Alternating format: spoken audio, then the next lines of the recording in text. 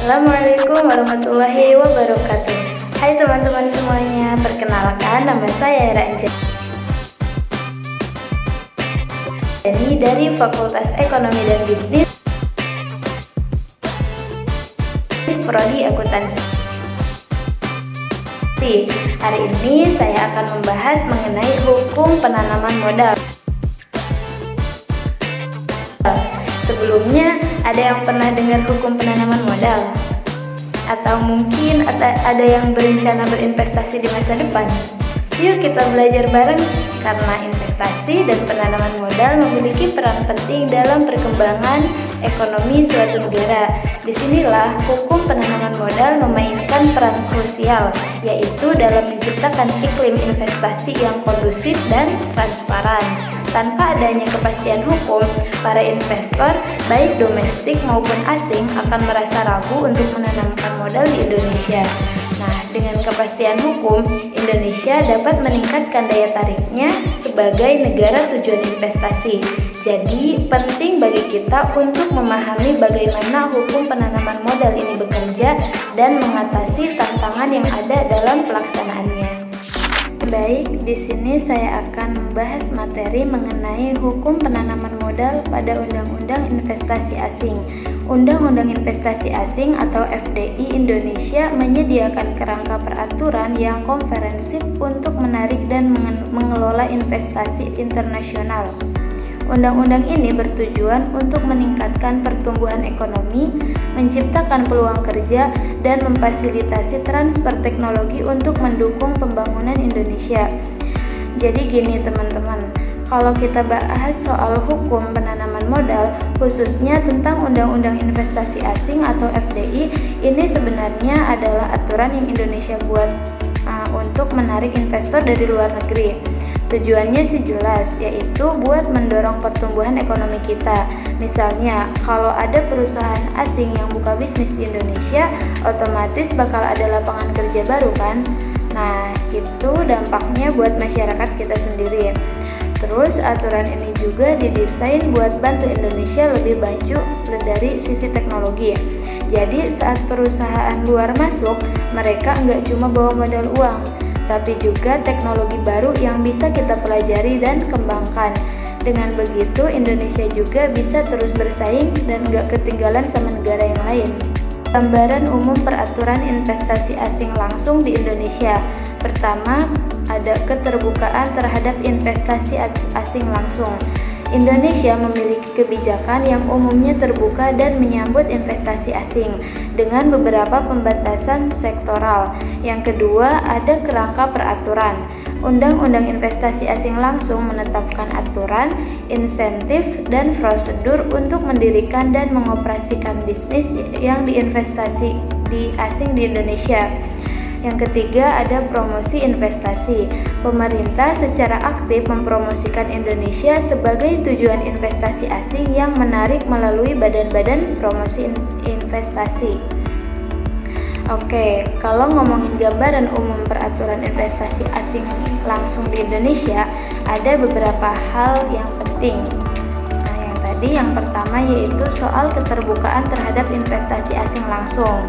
Jadi secara umum Indonesia ini memang cukup terbuka dan menyambut investasi asing, tapi nggak semua sektor bisa dimasuki gitu aja.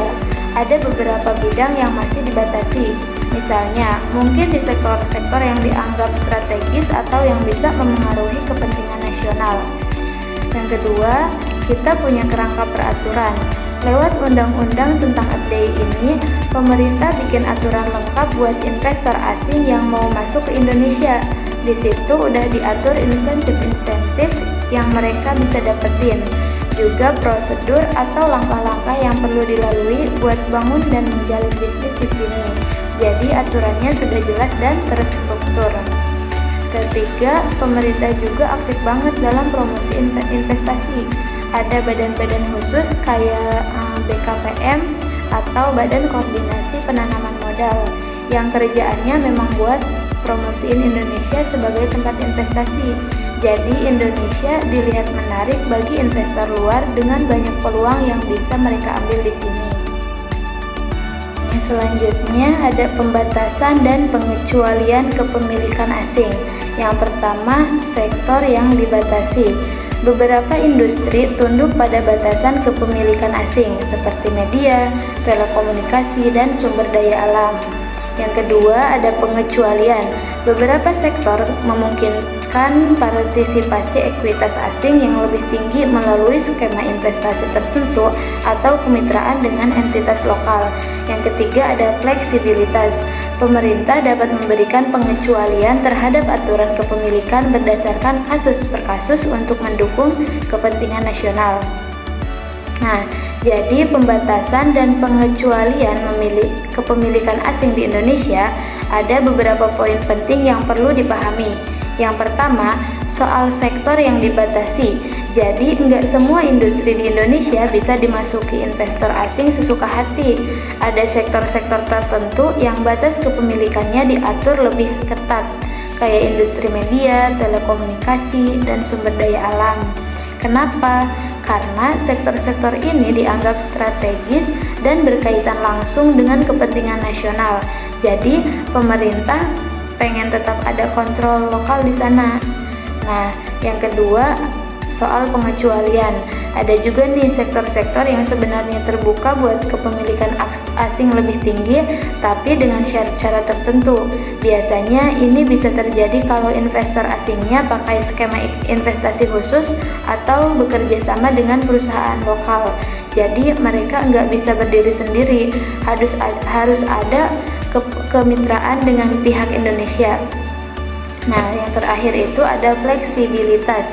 Jadi meskipun ada batasan, pemerintah punya kebijakan yang fleksibel untuk beberapa kasus tertentu. Kalau misalnya ada investasi asing yang dianggap bisa sangat menguntungkan atau mendukung kepentingan nasional, pemerintah bisa kasih pengecualian dari aturan kepemilikan itu. Jadi sifatnya lebih melihat kondisi per kasus. Yang selanjutnya, insentif investasi dan pertimbangan pajak. Yang pertama, insentif pajak. Indonesia menawarkan berbagai insentif pajak seperti tarif pajak penghasilan badan yang lebih rendah dan tax holiday untuk menarik FDI. Yang kedua, ada pembebasan bea cukai. Investor dapat memperoleh manfaat dari pembebasan bea impor untuk mesin, bahan baku, dan input produksi lainnya. Yang ketiga, ada insentif lahan. Pemerintah dapat menyediakan dukungan akuisisi lahan atau sewa lahan jangka panjang untuk memfasilitasi investasi asing. Yang keempat, ada insentif regulasi. Proses persetujuan yang disederhanakan dan dukungan administratif dapat membantu investor menjelajahi lanskap investasi. Oke, kalau kita bahas insentif investasi dan pertimbangan pajak di Indonesia, ada beberapa poin yang menarik buat investor asing. Yang tadi yaitu yang pertama, insentif pajak. Indonesia tuh nawarin berbagai bentuk keringanan pajak buat menarik investasi asing. Misalnya, ada potongan pajak penghasilan badan yang lebih rendah buat perusahaan yang investasi di bidang-bidang tertentu. Terus ada juga yang namanya tax holiday, di mana perusahaan baru bisa bebas pajak untuk beberapa tahun pertama. Ini bikin investasi di sini jadi lebih menarik secara finansial. Yang kedua, ada pembebasan bea cukai. Jadi, kalau investor butuh mesin, bahan baku, atau barang-barang untuk produksi, mereka bisa dapat pembebasan bea impor. Artinya, barang-barang yang didatangkan dari luar negeri nggak dikenakan bea cukai. Ini penting banget buat mengurangi biaya awal ya. Kemudian yang ketiga, ada insentif lahan. Pemerintah bisa bantu investor asing buat dapetin lahan dengan lebih mudah, entah lewat akuisisi atau penyewaan jangka panjang. Jadi mereka nggak perlu repot-repot cari lahan sendiri atau takut kesulitan dengan izin tanahnya gitu. Yang terakhir ada insentif regulasi. Nah, buat investasi asing, biasanya pemerintah mempermudah proses persetujuan izin dan dokumen-dokumen yang dibutuhkan. Selain itu, ada dukungan administratif yang bikin investor nggak terlalu pusing ngurusin regulasi di awal. Ini semua untuk memastikan mereka bisa mulai operasi dengan lancar di Indonesia. Lanjut, di sini ada proses perizinan dan persetujuan investasi. Yang pertama yaitu aplikasi. Investor menyerahkan rencana investasi dan dokumentasi yang diperlukan ke instansi pemerintah terkait. Yang kedua ada evaluasi. Instansi tersebut meninjau aplikasi, menilai kepatuhannya terhadap peraturan, dan menentukan lisensi investasi yang sesuai. Yang ketiga ada persetujuan. Setelah aplikasi disetujui, investor menerima izin yang diperlukan dan dapat melanjutkan kegiatan investasi mereka. Nah, kita sekarang bicara soal proses perizinan dan persetujuan investasi di Indonesia. Sebenarnya ada 3 langkah utama. Yang pertama tadi yaitu tahap aplikasi. Di sini investor asing harus menyerahkan rencana investasinya lengkap sama dokumen-dokumennya yang dibutuhkan ke instansi pemerintah terkait, biasanya lewat BKPM atau Badan Koordinasi Penanaman Modal. Jadi semua rencana dan informasi tentang jenis investasi, lokasi, dan lain-lain itu harus jelas dulu. Lanjut, yang kedua itu ke tahap evaluasi. Setelah aplikasinya masuk, instansi pemerintah akan mulai ngecek dan nilai rencana itu.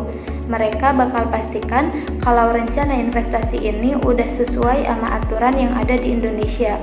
Di tahap ini juga ditentukan lisensi atau izin investasi apa aja yang harus dipenuhi, tergantung sama jenis usahanya. Yang terakhir itu ada tahap persetujuan. Kalau udah lolos evaluasi, investor akan dapat semua izin yang dibutuhin buat jalanin investasi mereka. Begitu izin udah di tangan, baru deh mereka bisa mulai operasional dan menjalankan kegiatan investasi sesuai dengan rencana. Nah, kemudian di sini ada peraturan lingkungan dan sosial. Yang pertama, dampak lingkungan. Investor harus melakukan penilaian dampak lingkungan dan mematuhi peraturan lingkungan untuk mengurangi jejak ekologis dari operasi mereka. Yang kedua yaitu tanggung jawab sosial. Diharapkan investor untuk terlibat dengan masyarakat lokal, menghormati hak-hak pekerja, dan berkontribusi pada pengembangan berkelanjutan di wilayah tempat mereka beroperasi. Kemudian yang ketiga yaitu inisiatif keberlanjutan. Pemerintah mendorong investor untuk mengadopsi praktik dan teknologi berkelanjutan untuk mempromosikan tujuan pembangunan hijau Indonesia. Oke, di sini kita bahas peraturan lingkungan dan sosial buat investor asing di Indonesia. Nah, ada beberapa hal penting yang harus mereka perhatikan. Yang pertama yaitu soal dampak lingkungan. Jadi setiap investor yang mau buka usaha di sini wajib melakukan yang namanya penilaian dampak lingkungan. Intinya mereka harus ngerti dulu nih seberapa besar dampak operasional mereka ke lingkungan sekitar. Terus juga harus ikuti aturan lingkungan yang udah ditetapkan. Semua ini buat memastikan kalau bisnis mereka nggak bikin kerusakan besar di ekosistem. Lanjut ke tanggung jawab sosial. Nah, di sini para investor nggak cuma diharapkan fokus sama bisnis aja, tapi juga aktif berinteraksi sama masyarakat lokal. Mereka harus jaga hak-hak pekerja, kasih kondisi kerja yang layak, dan kalau bisa ikut nyumbang buat pembangunan daerah di sekitar tempat mereka beroperasi. Jadi mereka nggak cuma ambil keuntungan, tapi juga ngasih dampak positif buat masyarakat setempatnya. Yang terakhir, pemerintah juga dorong soal inisiatif berkelanjutan. Maksudnya, investor didorong buat pakai praktik atau teknologi yang lebih ramah lingkungan. Ini sesuai dengan visi Indonesia yang pengen maju secara ekonomi tanpa harus mengorbanin lingkungan. Jadi, perusahaan bisa tetap jalan, tapi nggak merusak alam yang ada di sekitarnya. Selanjutnya di sini ada penyelesaian sengketa dan perlindungan investor. Yang pertama, mediasi, yaitu Undang-Undang Investasi Indonesia menyediakan mediasi sebagai metode utama untuk menyelesaikan sengketa antara investor dan pemerintah. Yang kedua, ada arbitrase, yaitu jika mediasi gagal, investor dapat mencari arbitrase internasional untuk menyelesaikan sengketa sesuai dengan perjanjian investasi bilateral. Yang ketiga, ada perlindungan investor. Undang-undang menjamin perlakuan yang adil dan setara, serta perlindungan terhadap terhadap perampasan untuk melindungi investasi asing. Jadi gini teman-teman, kalau bicara soal penyelesaian sengketa dan perlindungan investor di Indonesia, ada beberapa mekanisme yang disediakan buat mengatasi konflik yang mungkin terjadi antara investor asing dan pemerintah. Yang pertama, kita punya metode mediasi. Ini adalah langkah awal yang diambil kalau ada sengketa atau masalah antara investor dan pemerintah. Melalui mediasi, kedua belah pihak duduk bareng buat cari solusi yang sama-sama menguntungkan. Ini jadi cara yang lebih sederhana dan cepat sebelum masalahnya dibawa ke level yang lebih serius. Nah, kalau mediasi nggak berhasil, langkah berikutnya adalah arbitrase. Arbitrase ini kayak pengadilan, tapi lebih fleksibel karena sifatnya internasional dan biasanya dipakai kalau permasalahan nggak bisa diselesaikan secara lokal. Investor bisa ambil jalur arbitrase internasional, terutama kalau ada perjanjian investasi bilateral yang ngatur soal ini. Jadi investor tetap punya cara buat dapat keadilan di luar mediasi. Yang terakhir, soal perlindungan investor. Undang-undang di Indonesia juga memastikan kalau investor asing diperlakukan dengan adil dan nggak ada perampasan sepihak. Ini penting banget buat investor karena mereka jadi lebih tenang buat jalankan usahanya di sini tanpa takut aset mereka diambil secara sepihak. Selanjutnya di sini ada kesimpulan dan poin utama dari apa yang sudah dibahas tadi.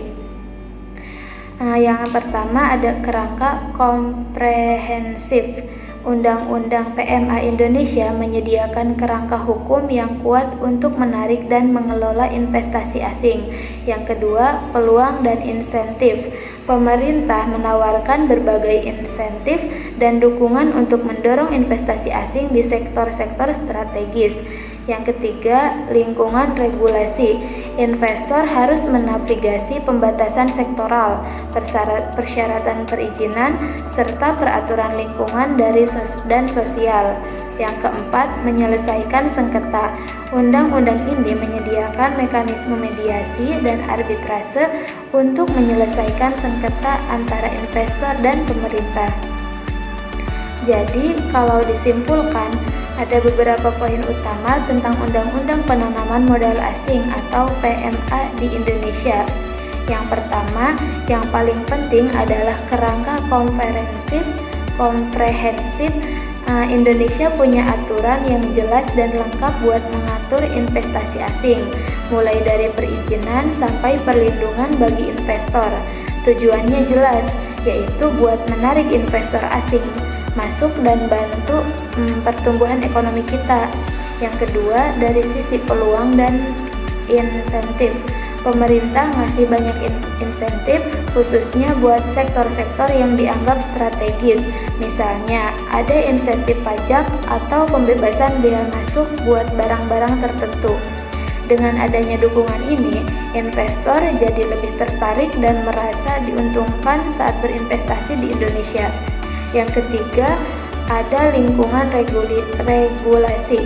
Nah, ini memang penting buat dipahami investor, karena di Indonesia ada aturan yang harus dipenuhi, kayak pembatasan sektoral, persyaratan izin, dan peraturan tentang lingkungan dan tanggung jawab sosial. Investor harus benar-benar paham, biar nggak melanggar peraturan yang udah ditetapkan tadi. Kemudian terakhir, kita punya mekanisme penyelesaian sengketa. Jadi kalau ada konflik antara investor dan pemerintah, ada cara untuk menyelesaikannya lewat mediasi atau arbitrase. Ini bikin investor jadi lebih percaya kalau mereka punya perlindungan hukum kalau ada masalah. Jadi intinya undang-undang ini memang dirancang buat bikin investasi di Indonesia jadi lebih menarik dan aman bagi investor asing sambil tetap menjaga kepentingan nasional kita. Demikian yang dapat saya sampaikan mengenai hukum penanaman modal di Indonesia.